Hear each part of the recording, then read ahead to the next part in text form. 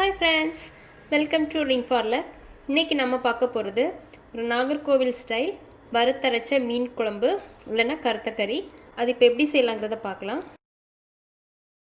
First ஒரு 1 table spoon நல்லெண்ணெய் ஊற்றிக்கலாம். ஒரு கப்பு தேங்காய், ஒரு 5 வத்தல் மிளகு, 2 டேபிள் ஸ்பூன் கொத்தமல்லி, 1 டீஸ்பூன் மிளகு, ஒரு 1/4 டீஸ்பூன் கடுகு, 2 டீஸ்பூன் ஓமம், அப்புறமா இது மாதிரி ஒரு சின்ன பீஸ் சுக்கு, அதுக்கப்புறமா பூண்டு, கறிவேப்பிலை இவ்வளோ போட்டு நல்லா செவக்க வறுத்து எடுத்துக்கலாம். ஃபஸ்ட்டு இப்போ இது மாதிரி நல்லா வறுத்தாச்சு.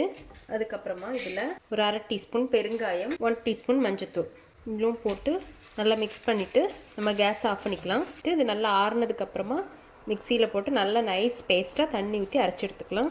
இப்போ இது மாதிரி அரைச்சி எடுத்தாச்சு. அதுக்கப்புறமா ஃபஸ்ட் நம்ம அரைச்சதை போட்டுக்கலாம். போட்டுட்டு கொஞ்சம் தண்ணி ஊற்றிக்கலாம். அடுத்தது ஒரு லெமன் சைஸ் புளி எடுத்து இந்த மாதிரி தண்ணியில் கரைச்சி அதை ஊற்றிக்கலாம். அதுக்கப்புறம் தேவையான அளவு உப்பு போட்டுக்கலாம். போட்டு நல்லா மிக்ஸ் பண்ணிக்கலாம். மிக்ஸ் பண்ணிவிட்டு நல்லா கொதிக்கட்டும். இப்போ குழம்பு நல்லா கொதிக்குது. இந்த டைமில் உப்பு புளியெல்லாம் போதுமான்னு பார்த்துக்கோங்க. அதுக்கப்புறமா நம்ம கழுவி க்ளீன் பண்ணி வச்சுருக்க ஃபிஷ்ஷை போட்டுக்கலாம். இன்னும் கொஞ்சம் கூட கொதிக்கட்டும், ஃபிஷ்ஷு வேகணும். இப்போ அவ்வளோதான், நம்மளோட குழம்பு நல்லா கொதிச்சிடுச்சு, ஃபிஷ்ஷும் நல்லா வெந்துருச்சு. நம்ம கேஸை ஆஃப் பண்ணிக்கலாம். 1 டேபிள் ஸ்பூன் நல்லெண்ணெய் ஊற்றிக்கலாம். ஒரு 10 பல் சின்ன பூண்டு எடுத்து இந்த மாதிரி குட்டி குட்டியாக கட் பண்ணி வச்சுருக்கேன். அதை ஃபஸ்ட்டு போட்டு ஃப்ரை பண்ணிக்கலாம்.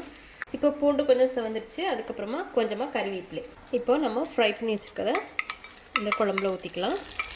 அவ்வளோதான், இப்போ நம்மளோட வறுத்தரைச்ச மீன் கறி, அதாவது கருத்த கறி ரெடி ஆயிடுச்சு. நீங்களும் வீட்டில் ட்ரை பண்ணி பாருங்கள். பிடிச்சிருந்தா லைக் பண்ணுங்கள், சப்ஸ்கிரைப் பண்ணுங்கள். தேங்க்ஸ் ஃபார் வாட்சிங்.